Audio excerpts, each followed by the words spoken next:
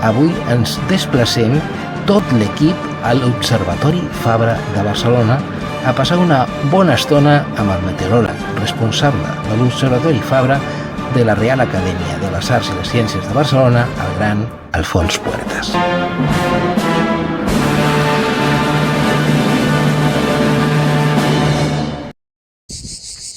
Després de fer una visita impressionant a l'Observatori Fabra, aquí estem, des de la local de Radio Tiana, de Cometa, estem tot l'equip, hem pujat fins aquí a dalt per entrevistar el nostre amic i company Alfons Puertas.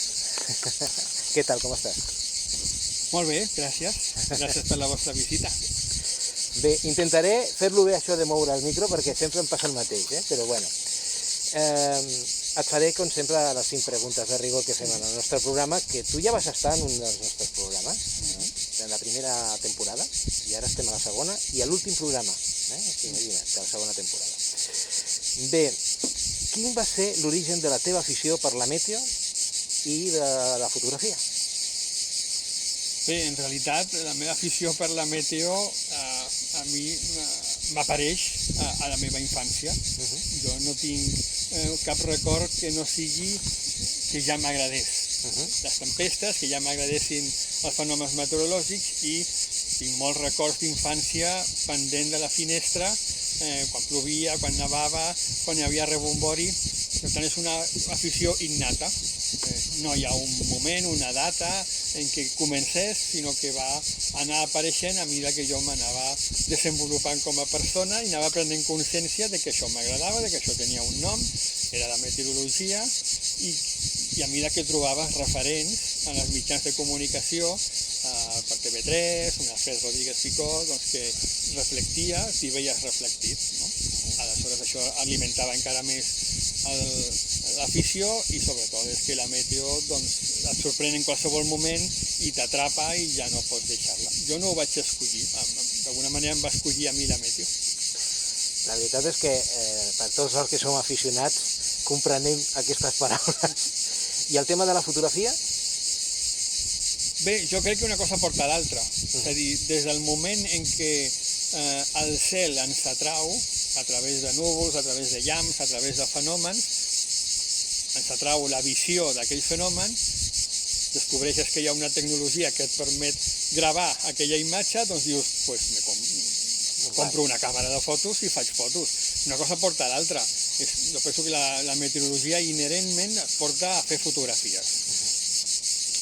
Posteriorment, quan tinc la fortuna d'acabar treballant de manera professional aquí a l'Observatori Fabra, la panoràmica que ofereix és quan el tema fotogràfic es multiplica i explota al màxim, doncs, perquè el panorama ho porta, no? I la professió, en aquest cas, el rigor, el voler fer encara millor perquè t'estan pagant allò que ja feies com a aficionat, doncs et fa mirar una mica més de manera més professional, amb més rigor, amb més detall, aquest desenvolupament de la fotografia. I la importància també dels coneixements tan importants d'un professional, d'una persona que ha estudiat la carrera i que sap identificar potser coses que la resta de mortals veiem i no li donem importància. Potser són coses molt importants. Això és important també saber-ho. Per això tenim que estar estudiant tot el dia. Bé, quant temps portes aquí a l'Observatori Fabra? Bé, jo arribo aquí l'any 2002. I per tant porto ja 22 anys vinculat a l'Observatori, evidentment al principi amb menor implicació i a mesura que van passant els anys amb una implicació major, i aquests 22 anys doncs, m'han permès aprendre moltíssim, perquè coses que ja havia vist anteriorment en llibres o en els inicis d'internet, no? Allò que havia vist com a aficionat buscant en llibres, doncs ho he vist ja. El fet de tenir l'obligació professional de fer observacions i d'anotar amb rigor aquestes qüestions, doncs em van permetre desenvolupar més coneixement, simplement per invertir molt més temps del que abans invertia com a aficionat. Ara, com a professional, he après moltíssim, molt més en la realitat que no pas en llibres ni en internet. He après moltíssim més amb la realitat i amb l'afegit que aquesta informació és gratuïta i per tant qualsevol aficionat a la meteo invertint temps només mirant el cel aprèn. I jo crec que és un avantatge molt important del que hem de ser conscients els aficionats a la meteo, que tenim la sort de tenir una afició gratuïta que et permet aprendre cada dia. Cada dia passa una pàgina del full, hi ha un dia nou, hi ha un cel nou, cada hora que passa del dia el cel pot anar canviant i amb inversió de temps, no de diners, aprens. Jo crec que és un avantatge importantíssim. Estic completament d'acord. Quina és la importància històrica d'aquest observatori? Perquè té més de 100 anys. Bé, de nou tornem a la inversió de temps. A veure, l'Observatori Fabra, un observatori astronòmic, meteorològic i sísmic inaugurat l'any 1904 a propietat de la Real Acadèmia de Ciències i Arts de Barcelona, la seva importància rau en la longevitat, és a dir, en el temps que es porta treballant. L'observatori està encara plenament actiu en les 3 seccions, la que jo represento ara en aquesta entrevista, la meteorològica. El valor de la secció meteorològica de l'Observatori Fabra no és tant en que tingui un instrumental inèdit, sinó que té un instrumental homologat, professional, que tenen altres observatoris d'arreu del món. La importància de la secció meteorològica de l'Observatori Fabra és la longitud de la seva sèrie climàtica, ininterrompuda.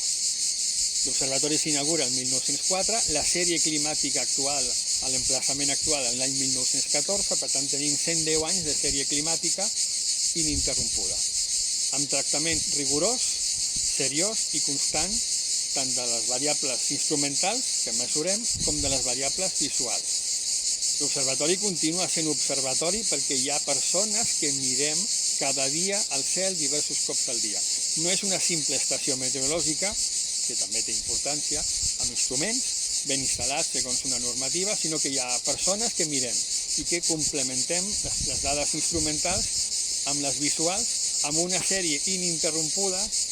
Ni guerra civil ni pandèmia van aturar aquesta observació diària i van continuar allargant la sèrie climàtica. És aquesta la importància de la secció meteorològica de l'Observatori Fabra. La longevitat de la seva sèrie climàtica ininterrompuda i plenament activa encara avui dia, tots els dies de l'any.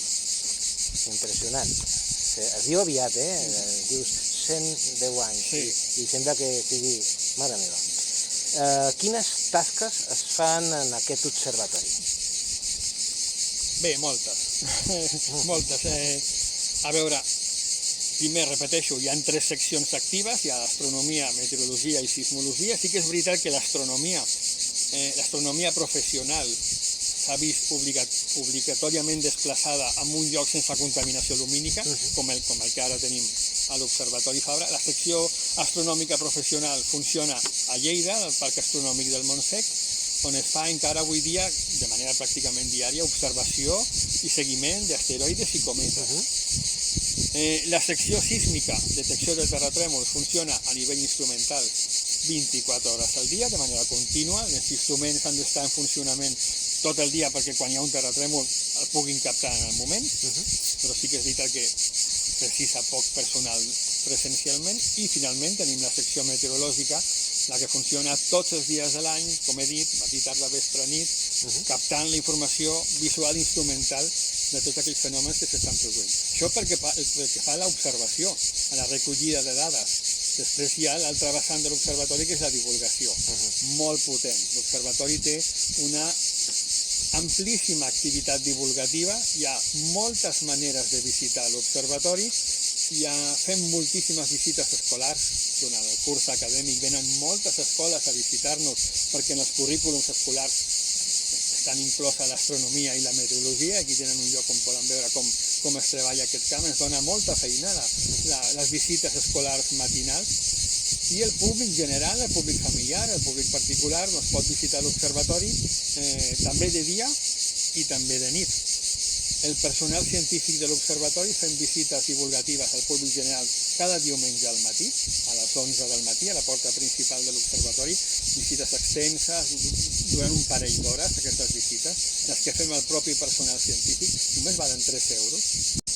I finalment hi ha les visites nocturnes, les que el públic pot venir de nit a mirar pel telescopi, centenari de l'observatori. Aquestes visites es fan tot l'any, també.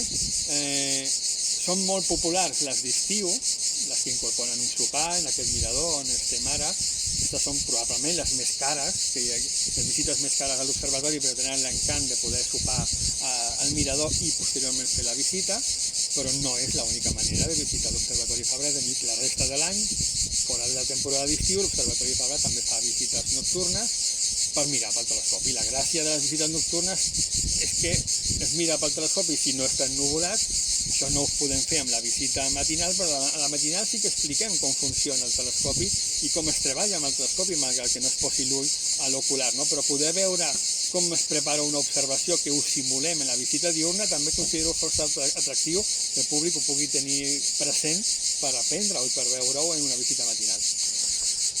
Jo sóc testimoni d'aquesta situació. Jo la veritat és que les visites diurnes m'encanten, les he fet moltes vegades, i evidentment el tema astronòmic també t'atrau, però crec que és interessant que sapiguem que aquest observatori, que molta gent pensa que és un lloc científic i que està aquí a dalt i que és només per persones científiques, no, és per persones del carrer que poden pujar aquí i veure la feina que es fa. I a més que són visites molt i molt interessants, i veure un tresor com és l'Observatori Fabra, és un tresor de la ciutat, realment. Correcte. Hem de pensar que entre totes aquestes visites que he comentat, cada any ens visiten unes 15.000 persones. Per tant, l'Observatori és molt obert a aquest públic i considero necessari que la gent tingui present aquestes possibilitats múltiples de visitar-nos, i les trobaran totes exposades i ben explicades a la pàgina web de l'Observatori, observatorifabra.cat, molt fàcil de recordar. Allà trobaran tota aquesta informació ben detallada. Que bé. Jo ja estic apuntat, Ben fet que fas. Bé, una pregunta una mica curiosa. Com compagines les teves tasques a l'observatori amb la constància d'observar el cel i fer aquestes fotografies que podem gaudir tots els amants de la meteo que surten per TV3 cada 2x3? He de dir que, clar, jo he viscut experiències aquí a l'Observatori Fabra, sé que venen les visites escolars, i què passa si en un moment determinat es veu un fenomen justament quan està fent aquesta observació? Bé, la qüestió és tenir clares les prioritats. És a dir, nosaltres som un observatori i el primer és l'observació. Per tant, quan s'està fent qualsevol altra tasca, que pot ser una visita escolar, una visita amb adults, i en aquell moment succeeix alguna cosa singular que tu consideris que ha de ser retratada, doncs hem d'abandonar la visita. A veure, no l'abandonem de qualsevol manera, sinó que fins i tot ens podem fer partíceps, no? Explicant el que està passant i el motiu pel qual hem de deixar momentàniament la visita per captar el fenomen, per fotografiar-lo, per deixar-ne constància, una mica com passa, per exemple, en un parc de bombers. En els parcs de bombers també fan visites escolars perquè els ensenyen als nanos com treballen, i si en aquell moment hi ha un incendi, quina és la prioritat? L'incendi, no? Evidentment, en aquest cas no s'emportaran l'escola allà on hi ha l'incendi perquè veure com treballen, no? Però han d'abandonar la visita. Jo ho he fet molt poques vegades, està clar, perquè no passa res habitualment, res extraordinari com durant una visita, però si passés, el protocol és aquest, tenir clares les prioritats, i s'ha d'abandonar la visita en el cas en què sigui possible compaginar la visita amb l'explicació del que està passant i per tant per què hem d'abandonar-la, i si no és compatible doncs es deixa el grup en un lloc tranquil de l'observatori i nosaltres anem a fer la constatació del fenomen, la nostra professió, i un cop s'ha acabat ja ho reprenem. Això s'explica, s'entén perfectament, perquè la gent sap el que està visitant i per tant forma part d'explicar-nos si coincideix amb un fenomen significatiu. Doncs molt bé, Alfons, ja sabem una miqueta més de tu, que això és important, d'aquest observatori que realment és impressionant. Jo he vingut un munt de vegades, com tu ja saps, però jo és que estic enamorat. Necessito vindre algunes vegades perquè si no, no visc a gust. I amb aquesta entrevista acomiadem la temporada. Per tant, moltíssimes gràcies per obrir-nos a l'observatori, moltíssimes gràcies per aquesta entrevista tan maca que ens has concedit. Gràcies a vosaltres per visitar-nos i espero que aquesta necessitat de visitar l'observatori hagi estat transmesa ara mateix amb aquest programa a tota la gent que ho està escoltant o ho està veient. Perfecte, moltes gràcies, Alfons.